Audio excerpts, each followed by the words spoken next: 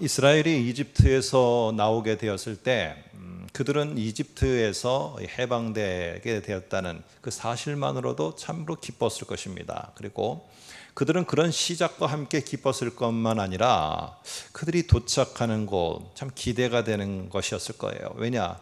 하나님이 적어도 이집트 땅에서 건져서 새로운 곳으로 그들을 옮겨가시는데 그 약속의 땅이라는 것이 얼마나 참 복된 것일까? 그들은 기대를 하게 되었습니다. 시작은 출애굽, 그러나 이제 성취는 가나안 땅. 이러한 것들을 가지고 시작도 기쁘고 도달할 것에 대한 기대도 기쁘고 이렇게 생각하고 있었던 이스라엘에게 복병이 나타났습니다. 바로 그 복병은 광야라는 복병입니다. 이 광야라는 복병에 딱 직면하게 되었을 때 분명히 하나님께서는 시작도 출애굽, 성취는 가나안 땅이었는데 이 복병인 이 광야를 맞게 되자 거기에는 물이 없었어요. 양식도 없었습니다. 참으로 살기가 힘들었어요. 그러다 보니까 그들은 어떻게 생각했느냐? 오늘 잠깐 여기서 우리가 생각을 좀 해볼 필요가 있어요. 일반적으로 이 광야라고 하면은 광야에 있었던 이스라엘을 광야 세대라는 표현을 씁니다. 그래서 광야 세대라는 표현이 성경에 특별히 신약에도 이렇게 표현이 되어 때는요, 이게 좋은 의도가 아닙니다. 불신앙이고 믿음을 다 잃어버리고 뭐 이런 것들을 표현할 때 광야 세대라는 표현을 씁니다. 그런데 이 광야 세대의 이스라엘이 뭐가 불신앙이고 뭐가 믿음이 없었느냐라고 우리가 이렇게 생각할 때 우리들의 생각 속에서는 떠오르는 것이 불평, 원망, 한탄 막 이런 것들이 떠오르게 됩니다. 그러나 우리들 생각해 보시게 되면은 시편의 기자들도 그렇고 불평 섞인 한탄과 탄식이 나올 때도 여러 번 시편에 나옵니다. 우리는 잘 알아야 됩니다. 오늘 이 광야를 직면한 이스라엘 백성들, 이 광야 세대의 진짜 큰 문제는 무엇이었느냐 하면은 불평하는 말이 아니었습니다. 그것보다 더 중요한 문제는 무엇이었느냐? 하나님은 출애굽에서 시작을 하셨고 하나님의 플랜, 계획 가운데는 가나안에서 성취가 되어지는 것입니다. 자, 그러면 시작이 가나안이 아니라 시작이 출애굽이요 성취는 가나안이라면 이 중간에 광야던 광야보다 더한 일이 있더라도 이 성취를 막을 수 있는 것은 없어요. 하나님이 인도해서 하나님이 성취로 나아가는데 가로막아서 하나님을 막아서는 것은 이 땅에 어떤 것도 존재하지 않아요. 그런데 광야 세대의 문제는 무엇이었느냐? 이 광야가 하나님이 가시는 길을 막아섰다고 생각하고 바로 이 광야에서 하나님은 우리를 끝내서 죽이려고 하는 게 하나님의 계획이었다라고 해서 가나안에 하나님이 계획을 갖고 계신 것을 광야에서 죽게 하는 것을 하나님의 계획으로 변경했습니다. 그러다 보니까 이 광야는 그들에게 있어서 출구가 없는 광야예요. 더 이상 갈 길이 없는 곳이에요. 그러다 보니 이 광야에서 우리는 모두가 다 죽을 수밖에 없다라고 결론을 내리고 하나님은 분명히 가나안 땅을 약속으로 하셨는데 그들은 광야를 그들의 마지막 종착지로 생각했어요. 그러면 하나님에게서 떠나가게 되었습니다. 이게 광야 세대가 가지고 있는 아주 중차대한 문제입니다. 불만을 몇 가지 말한 게 오늘 불평을 말한 게 문제가 아니라 하나님이 계획해 놓으신 성취의 목적지는 가나안인데 그거를 광야로다가 당겨와서 광야에서 모든 것이 종착지인 것처럼 여기고 하나님은 거기서 우리를 다 죽게 하려고 한 것이다 라고 그것을 변경하여 하나님을 멀리한 게 이 광야 세대의 문제이고 불신앙입니다. 여러분, 오늘 그런 모습 속에서 그들은 결국 어떻게 됐습니까? 그들의 말대로 가나안에 못 들어갔어요. 그것을 끝까지 붙잡고 있었던 1세대 가운데 여호수아와 갈렙을 뺀 모든 1세대들은 자기들의 말대로 광야는 우리의 끝이다라고 말하는 그대로 광야에서 모두가 다 죽게 되었습니다. 자, 이게 광야 세대의 저와 여러분이 잘 알고 있는 출애굽기, 민수기에 나오는 이야기입니다. 그런데 지금 오늘 저와 여러분이 읽은 히브리서 3장에서 히브리서의 저자는요, 이런 광야 세대의 모습을 가지고 와서는 지금 유사한 상황에 있어요. 히브리서를 듣고 있는, 또 받고 있는 이 교회가 상당히 어려워요. 유대교로부터 핍박과 환란이 돌아오고, 그러면서 유대 기독교인들 가운데는 다시 유대교로 돌아가는 일이 벌어지고, 하나님이 교회를 시작하시고 예수 그리스도의 핏값으로 세운 교회라면 이렇게 문 닫아지는 게 맞는가 하면서 자기네들이 떠나가고 흔들리고 교회가 점점 축소되어지는 그런 모습 속에서 하나님의 교회는 여기까지인가 보다, 이렇게 생각하며 흔들리고 있었던 히브리서를 받고 있는 교회의 성도들에게 오늘 광야 세대에 있었던 그 모습을 갖다가 다시 되새기게 하면서 뭐라고 말하느냐, 우리는 그러나 똑같은 상황, 비슷하고 유사한 상황이 우리들 앞에 펼쳐졌는지는 모르지만 우리는 광야 세대와는 달라야 되지 않겠느냐. 오늘 광야 세대나 오늘 초대교회나 지금 우리가 지금 현실에 처해 있는 이 22년도의 이 상황이나 유사해서 모두가 어렵지만은, 그렇다고 광야 세대가 실패한, 하나님이 계획하신 그 목적을 저 멀리로 던져버리고 지금이 여기가 우리의 인생의 끝이라고 마침표를 찍어버리는 이러한 광야 세대가 했던 모습은 우리가 하지 말아야 되지 않겠느냐. 오늘 이러면서 오늘 광야 세대의 이야기를 하며 히브리서는 그들의 성도들에게 격려와 함께 나아갈 방향을 제시하고 있습니다. 오늘도 우리가 살아가는 삶 속에서 혹시 유사한 부분이 있다면 우리가 경청하면서 오늘 3장을 한번 생각해 보려고 합니다. 히브리서 3장 7절에서는요, 이 광야 세대에 있었던 이야기를 말하는 시편 95편을 가져오게 됩니다. 그래서 과거 광야에 서 있었던 이스라엘 백성을 언급하면서 그들의 문제가 뭐였을까? 그들의 문제가 뭐였을까를 말하는데, 먼저 직접적인 문제는 오늘 이 히브리서 3장에는 나오지 않지만은 저와 여러분이 잘 아는 출애굽기를 잠시 가져와서 한번 우리가 잠시 구체적으로 좀 보려고 합니다. 출애굽기 17장 3절에 보니까요, 우리가 생각할 때는 그 광야 세대의 사람들이 막 불평하고 왜 물이 없습니까? 뭐 먹을 게 없습니까? 이런 게 그들의 문제인 것 같이 보입니다. 그리고 우리도 그렇게 많이 기억하고 있어요. 그리고 실제로 그게 그들의 문제 가운데 하나는 맞아요. 그런데 오늘 그들의 말을 좀 더 주의 깊게 한번 볼까요? 출애굽기 17장 3절 화면을 통해서 한번 보면 이렇게 말합니다. 당신이 어찌하여 우리를 애굽에서 인도해 내어서, 하나님이 모세를 통해서 애굽에서 인도해 냈어요. 그러면 그들이 분명히 받은 약속은 뭐냐? 그들의 종착지는 무슨 일이 있어도 하나님은 가나안 땅으로, 약속의 땅으로, 축복의 땅으로, 안식의 땅으로 들어가게 하겠다는 게 하나님의 계획이에요. 이게 이루어져야 성취예요. 근데 애굽에서 인도해 낸 것까지는 그들이 좋았어요. 이거는 인정했어요. 그런데 이제 다음에 보시기 바랍니다. 어떻게 되느냐?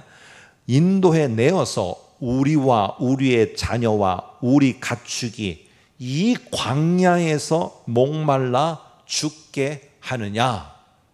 오늘 그 모든 자기들이 함께하는 식솔이 광야에서 목말라 죽는 게 그들에게 있어서 마지막 종착지라고 변경을 해버리고 말았습니다.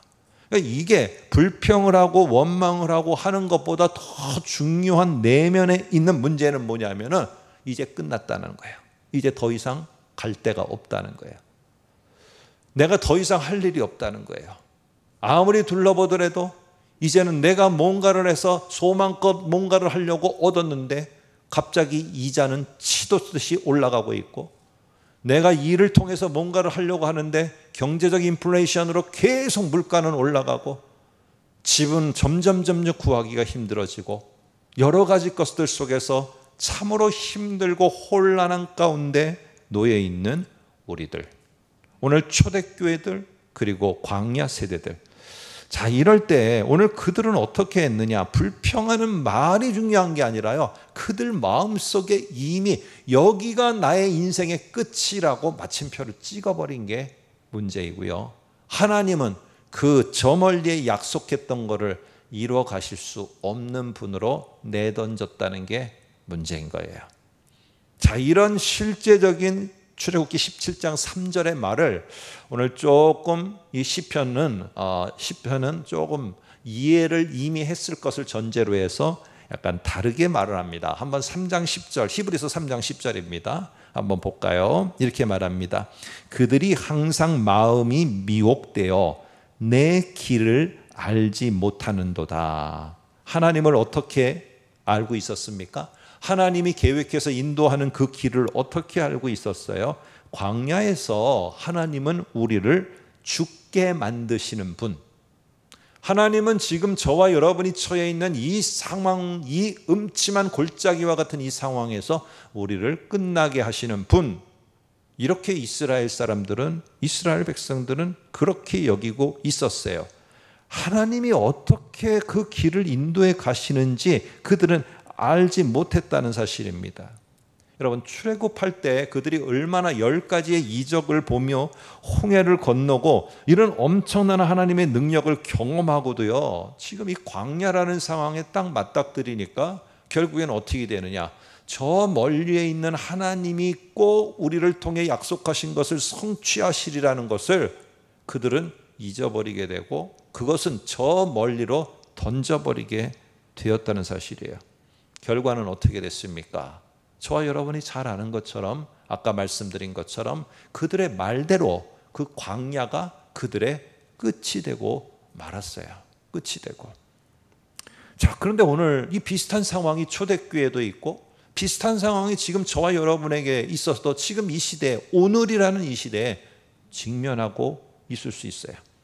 그런데 오늘 이 히브리서는요, 그 광야 시대의 사람들 이야기를 하면서 뭘 얘기하느냐? 오늘 우리는 그들을 답습하지 말아야 된다, 이렇게 말하고 있는 겁니다. 이 사건을 말하면서 유사한 상황에 지금 초대교회가 직면해 있는데, 이스라엘이 옛날에 밟았던 그 전철을 우리는 밟지 말아야 된다 하면서 강조하면서 앞에 부분에까지는, 이것을 11절까지는 광야 세대 이야기를 시편 95편과 갖고 이야기하다가 12절부터 진짜 본격적인 설교를 시작합니다. 본문을 읽어놓고 시편 95편을 읽어놓고 설교를 시작하는 거예요. 이 히브리서 기자는 뭐라고 하느냐? 한번 12절 볼까요? 이렇게 말합니다. 너희 중에 누가 믿지 아니하는 악한 마음을 품고 살아계신 하나님에게서 떨어질까 조심할 것이요. 오늘이라 13절, 오늘이라 일컫는 동안에 매일 피차 권면하여 너희 중에 누구든지 죄의 유혹으로 완고하게 되지 않도록 하라. 악한 마음, 완고하게 되는 거, 이게 어떤 모습이냐면은 광야 세대가 가지고 있었던 모습이에요. 그들의 진짜 문제는 뭐라고 말했습니까? 계속 강조하는 게, 왜 하나님이 시작하셨으면 하나님이 약속한 가나안에 가기까지 광야 아니라 광야보다 더한 것이 그 앞에 가로막는다 할지라도 내가 믿고 있는 그 하나님은 무슨 일이 있어도 그 가나안에 들어가는 그 성취를 이루실 하나님, 그래서 그것을 붙잡아야 되는데, 이 악한 마음, 죄의 유혹돼 완고한 마음은 그 하나님을 붙잡는 대신에 상황에 묶여서 탈출구 없는 광야로 여기고 거기를 그들의 끝으로 여겼어요.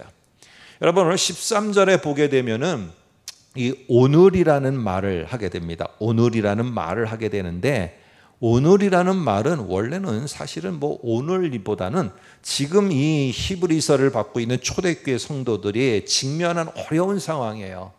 지금 우리의 이 어려운 상황, 직면한 어려운 고통, 어려운 여러 가지의 문제, 이렇게 말해도 되는데 거기에 오늘이라는 말을 썼어요. 다시 한번 13절을 보시면은 이렇게 말을 합니다. 오직 오늘이라 일컫는 얼마예요? 오늘 동안에만, 이게 딱 정확하게 그거를 한정 지어놨어요. 오늘 내가 겪고 있는 이 광야는 오늘에만 있는 거라는 거예요. 그래서 이 오늘이 지나면 뭐가 오느냐? 다시 오늘이 되겠지만 우리의 표현으로는 내일이 다가오고 있는 거예요. 근데 오늘이 끝인 것처럼 여기지 말라는 거예요. 서로 피차 권면해서 격려해서 내일이 오고 있음을 잊지 말도록 하라는 겁니다. 오늘 이 상황이 어렵고 광야가 힘들고 어렵지만, 이 오늘의 광야가 어렵지만 우리는 가나안이라는 내일이 있다. 하나님은 오늘을 끝내는 게 아니라 내일의 가나안에 우리를 두는 게 하나님이 원하고 계획하신 성취의 그 부분이 끝이다. 오늘 이거를 서로 격려하라는 거예요. 피차가 서로 권면하고 격려해서 자꾸 오늘을 부정적으로 보고 오늘을 갖다 끝으로 보지 않고 내일을 보도록. 오늘 그래서 이 오늘 동안에만 있는 것을 여기가 끝인 것처럼 보지 않도록 내일이 있음을 꼭 기억하도록 서로에게 말을 해주라. 이렇게 권면을 하고 있습니다. 여러분, 오늘이라는 이 상황이 어떤 사람에게는요, 내가 잡았던 거를 놓게 만들어요. 이 초대교회도 생각해 보세요. 내가 예수를 잡았는데 내 가족들이 막 죽임을 당하고 옥에 갇히게 되고, 나도 역시 참 힘든 일들을 만나게 되니까 어떻게 되겠어요? 내가 붙잡았던 예수 때문에 그렇구나 하고 붙잡았던 예수를 놓는 거예요. 그리고는 다시 옛날에 내가 붙잡았던 걸로 되돌아가는 거예요. 그러니까 이런 위기 상황이 계속 이 교회 속에 발생하게 되는 겁니다. 점점 그게 더 심해졌어요. 그래서 이 히브리서를 쓸 수밖에 없었어요. 그런데 오늘 모든 교인이 그런 거는 아니라는 겁니다. 교인이 점점 유대교로 넘어갑니다. 이제는 우리 교회, 이 초대교회들은 이제 점점 사람이 없고 이제는 다 끝날 것 같고, 하나님이 생각했던 교회 세우기, 교회를 통해서 하나님이 계획하는 일들은 여기까지인가 보다 생각했을 수 있을 거예요. 그러나 우리 후배들인 저와 여러분들, 시간이 지난 다음에 하나님의 교회는 아무리 그런 상황이었어도, 아무리 심한 상황이었어도, 아무리 더 큰 어려움이 있어도 하나님이 생각하고 계획하셨던 하나님의 교회를 통해서 이루어가자 하고 했던 그 성취를 향해서 나아가는 것은 어떤 상황도 막지 못했어요. 저와 여러분이 여기 있잖아요. 저와 여러분이 여기 있는 거 아니겠습니까? 한편으로는 사람들이 예수를 잡았던 것을 놓는 사람들도 있어서 이게 교회에 참 어려움이 됐을 수도 있었어요. 그런데 다른 한편으로는 어떤 사람들도 있었겠습니까? 이것 붙잡아보고 저것 붙잡아봤어요. 이거 붙잡고 씨름해봤고 저것도 붙잡아보고 저 사람도 붙잡아봤는데 다 붙잡아봐야 소용이 없어요. 그러니까 이 엄청난 출구가 없는 광야와 같은 이 상황에서 내가 붙잡을 수 있는 거는 그래도 여전히 예수밖에 없구나. 예수밖에 없어. 내가 살아보니까 붙잡을 게 예수밖에 없어. 나는 그래도 이 오늘 내가 붙잡을 수밖에 없는 예수를 나는 붙잡겠노라 하면서, 예수가 시작하셨으니 마무리도 예수가 하실 것이기에 나는 예수밖에 붙잡을 수 없다 하면서 끝까지 예수를 붙잡는 자들도 있었지 않겠습니까? 그러니까 그런 자들을 통해서, 그런 자들을 기반으로 해서, 그런 자들을 예로 해서 오늘 3장 14절의 말씀이 오늘 그들에게 전해진 거예요. 한번 볼까요? 이렇게 말합니다. 우리가 시작할 때 확신한 것을, 아니 우리가 시작할 때 하나님이 나에게 약속을 주셨을 때 아멘 아멘 아멘 하고 받지 않았느냐? 그랬을 때 확신했던 것을 끝까지 견고히 놓지 않고 잡고 있으면 그리스도와 함께 참여한 자가 되리라.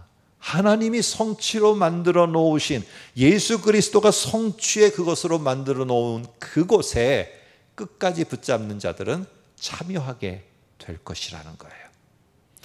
오늘 제가 1부 때 이 설교를 하고 이제 제가 이렇게 다시 생각을 하고 있는데, 제 앞에, 책상 앞에 이렇게 어떤 분이 써준 요만한 조그만 액자, 시편 23편의 마지막 절 액자가 있더라고요.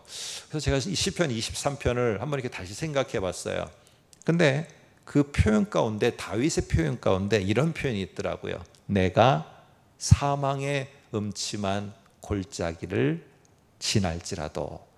이게 근데 이 시편 23편 얼마나 많이 외웠습니까? 그런데 제가 마음에 막 콱 와닿는 게 있었어요. 그게 바로 뭐냐면은 다윗은 사망의 이 골짜기를 끝이라고 말하지 않네?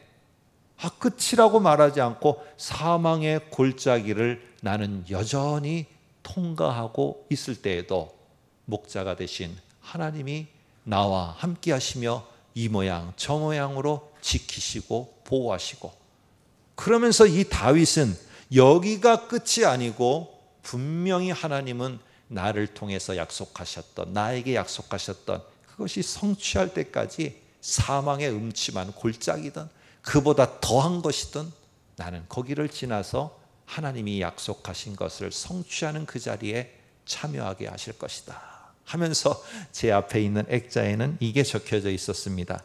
내 평생의 선하심과 인자하심이. 그리고 그 다음 말이 제 눈을 크게 뜨게 했어요. 반드시 나를 따르리니. 반드시라는 말이에요. 반드시 나를 따르리니 내가 여호와의 집에 영원히 살리로다. 이거였어요. 다윗은 어려움을 안 겪은 사람이 아니라 그것 속에서 지나가더라도, 그것을 통과해 건너가더라도 하나님이 약속한 하나님의 집에 영원히 살리로다 한 그 약속이 성취되는데 이 골짜기가 나를 막아 세우지 못할 것이다. 왜? 하나님이 나와 여전히 여기서도 함께 하시기 때문에. 오늘 이렇게 시작하신 예수님은요, 성취할 때까지 어떤 환경이 막아서도, 심지어는 우리 앞에 우리의 죽음이라는 사망이 막아서도 하나님이, 예수 그리스도가 우리에게 이루고자 하시는, 성취하고자 하는 것을 우리에게서 끊어낼 수가 없어요.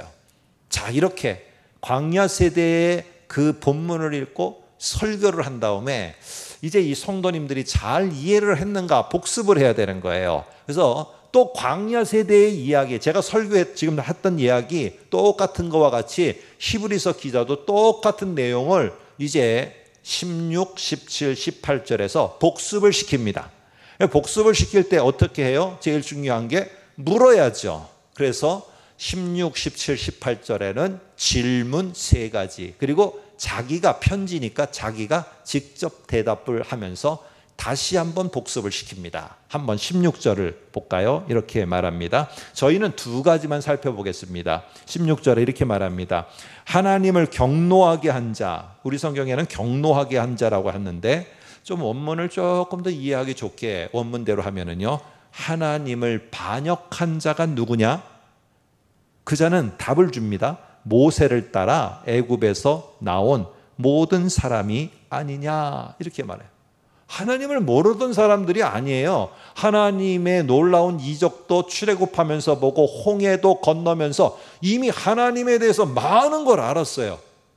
많은 걸 알았는데, 그러면은 이 광야라는 거가 그 앞에 놓여 있더라도 이게 하나님이 나를 인도해 가시는데 전혀 이것이 나를 막지 못한다, 나를 여기를 종착점으로 만들지 못한다는 확신을 가져야 되는데, 그 광야 세대는 그러지 못했다는 거예요. 그 놀라운 경험을 하고도, 그 놀라운 은혜를 받고도, 그 놀라운 감동 속에 예전에 있었으면서도 이 광야에 놓이게 되니까 광야를 출구 없는 하나님의 우리들에게 던진 죽음의 장소처럼 여기고 하나님에게서 떨어져 나가더라는 겁니다. 지금 히브리서를 읽고 있는 초대교회도 비슷한 상황이에요. 유대교회가 계속 쪼아대니까, 옛날에 유대교 사람들이 계속 힘들게 하니까 흔들리고 있고, 교회 성도들은 이 말에 좌충우돌하게 되고, 여기서 우리는 끝나는구나 이러고 있어요. 그럴 때 오늘 다시 말합니다. 오늘 하나님의 은혜도 하나님의 능력도 경험한 그들이 왜 그랬는지 모른다. 너희도 지금 예수 그리스도의 은혜와 예수 그리스도의 감격이 있어서 이 교회 만들기 하나님 프로젝트에 너희가 지금 서 있는 거 아니냐. 왜 광야와 같은 이것이 너희에게 있다고? 하나님의 깊은 프로젝트에 니네가 초청됐는데 왜 포기하고 있느냐. 그러지 말고 우리 모두가 조금 더 예수가 준비되어 있는 그곳에 정말 참여하는 자가 되기 위해서 예수를 우리가 끝까지 붙잡자 하는 게 오늘 이 3장의 핵심 내용입니다. 이스라엘은요, 이 선하신 하나님이 출애굽을 시작했다면 반드시 가나안 땅에 들어가게 하실 거다. 하나님이 나 같은 자를 불러서 하나님의 거룩한 백성 만들기 프로젝트 안에 나를 끼워 넣어 주셨다면은 나를 분명히 쓰시고 나를 분명히 활용하셔서 하나님의 놀라운 계획 속에 나를 사용하실 것이다. 이거를 포기하지 말아야 되는데 이것도 안 돼, 저것도 안 돼, 이것도 안 돼, 뒤에 것도 안 돼. 그러니까 사람들은 거기에 갇혀서 출구가 없구나 하며 포기하려고 한다는 것입니다. 오늘 결국에 또 광야 세대의 이야기를 하면서 결국 그런 광야 세대는 40년 동안 광야에서 방랑하는 생활을 하다가 가나안 땅에 들어가지 못하고 광야에서 죽게 되어집니다. 교회 성도가 되고 거룩한 백성 만들기에 세워짐이 되고 이렇게 시작한 하나님이시라면요, 저와 여러분도 그런 거예요. 저도 이렇게 하나님이 세우셔서 하나님이 분명하게 이 일을 맡기셨다면은 하나님이 그것을 성취하는 그때까지 어떤 일이 있더라도 하나님은 그 일을 이루시고자 하시는 것을 이루시는 분이에요. 문제는 뭐냐 하면은 그 하나님은 성취를 향해서 나와 함께 동행하며 거기까지 가려고 하시는데 우리는 여기를 끝으로 생각하고 막을 내려버리려고 한다는 것이에요. 막을 내리지 마세요. 하나님은 여기가 끝이 아니라 하나님이 약속하신 그것을 이룰 때까지 힘드시지만 여러분이 잘 지날 수 있도록 곁에서 함께 하십니다.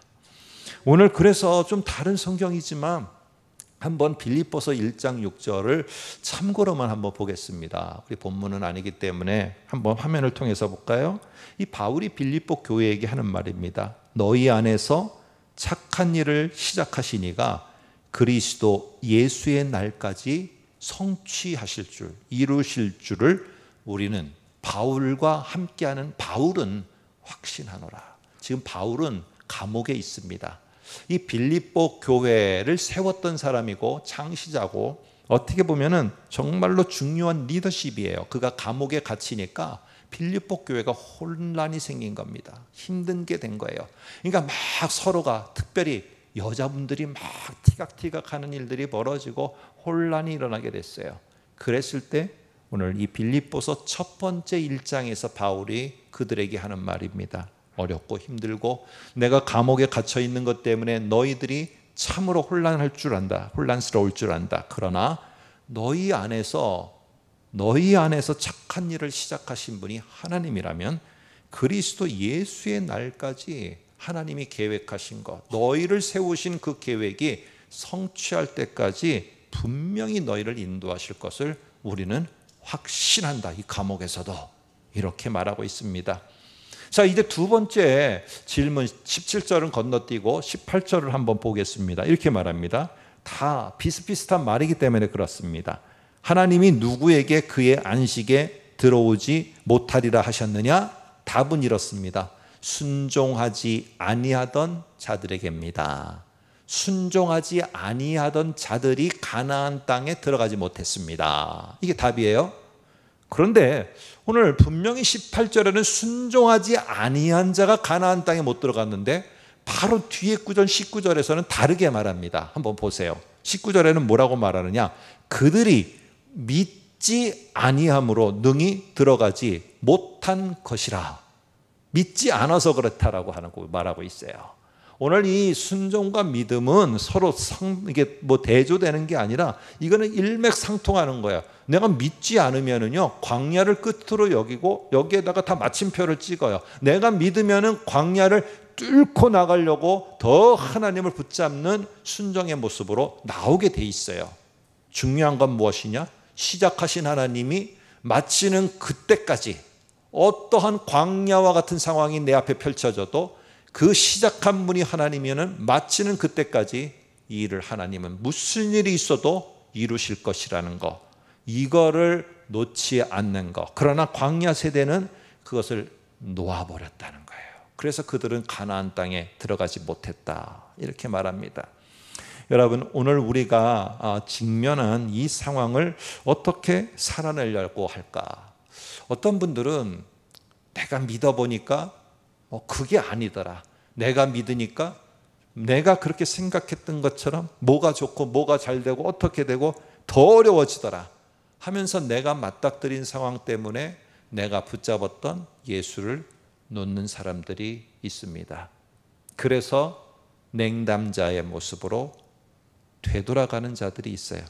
그러나 똑같은 상황에 처해 있는데 그런 사람만 있는 것은 아닙니다. 이 시작과 끝이 누구의 손에 있지? 예수가 나를 시작하셨고 나를 끝내시는 것도 예수라면, 예수의 손에 내가 올려져 있다면, 내가 이 사람 의지하고 저 사람 의지했는데 안 되더라 그러면은 내가 모든 것이 예수의 손에 있다면, 그렇다면 내가 예수를 더 붙잡으리라. 중요한 게, 그래서 히브리서에서 여러 중요한 구절이 있지만은 저는 계속 지난주에도 그렇고 이번 주에도 그렇고 3장 1절이 참 중요한 것 같아요. 저 개인에게는 뭐라고 하느냐 하면은 이렇게 말합니다. 또 이렇게 말하면서 대제사장이신 예수에 대해서 깊이 생각해 봐라. 예수가 나의 인생에 도대체 누구이신가를 깊이 생각해 보면은 시작도 예수, 나의 인생에 나에게 약속하신 것을 이루실 분도 예수. 이게 확신이 들면은 절대 광야 같은 상황 속에서도요 예수를 붙잡지 않고는 살 수가 없어요. 왜? 이게 확신이 드니까. 내 마지막에 이제 천국 문이 열리는 것 같은 이런 연배가 되셨을 때도 내가 의지할 게 이제는 예수밖에 없으면은요 그냥 젊은 사람보다 더 열심히 예수만 붙잡을 수밖에 없어요. 오늘 히브리서 11장은 믿음의 장입니다. 그래서 믿음의 선진들을 소개하고요, 중반 이후로 가면은 이 교회 상황과 맞닥뜨려 갖고 사람들이 참 얼마나 고난 속에 있는가를 여기에서 표현을 합니다. 그런데 믿음의 선진들, 고난을 돌파하면서 믿음을 지키는 자들, 이런 거를 하다가 마지막 결론이 어디냐? 12장 1절 2절에 나와요. 그런데 거기에 뭐라고 말하는가? 한번 1절 중반과 2절 초반을 화면을 통해서 제가 두 개를 묶어놨습니다. 이렇게 말합니다. 여러분 성경 보셔도 되고요. 인내로서 우리 앞에 당한 경주를 하며 믿음의 주요 또 온전하게 하시는, 약속하신 그것을 완전하게 성취하시는 분, 완전하게 성취하시는 이인 예수를 바라보자, 이렇게 말해요. 근데 저는 이 예수를 바라보자 했는데 여러 가지 이렇게 보니까, 원문을 보니까 저한테 마음이 더 왔도록 되어 있는 걸 볼 수 있었어요. 거기에 뭐라고 되어 있느냐 하면은 온전하고 성취를 이루시는 이인 예수께 우리의 시선을 고정하자, 이렇게 되어 있더라고요. 여러 가지 소리가 들리고 막 여러 가지 힘들게 하는 일들이 벌어지고 이럴 때 우리가 여기를 끝으로 여기지 말고 예수께 우리의 시선을 고정하자. 시작과 성취가 하나님의 아들, 창조주, 상속자이신 예수의 손에 있음을 확신하십시오. 그리고 믿음의 주요, 시작하신 것을 끝까지 성취하는 예수께 저와 여러분들의 시선을 고정하실 수 있기를, 그래서 예수님이 성취로 만들어 놓으신 그곳에 우리 모두가 다 참여할 수 있기를 간절히 부탁드립니다. 기도하겠습니다.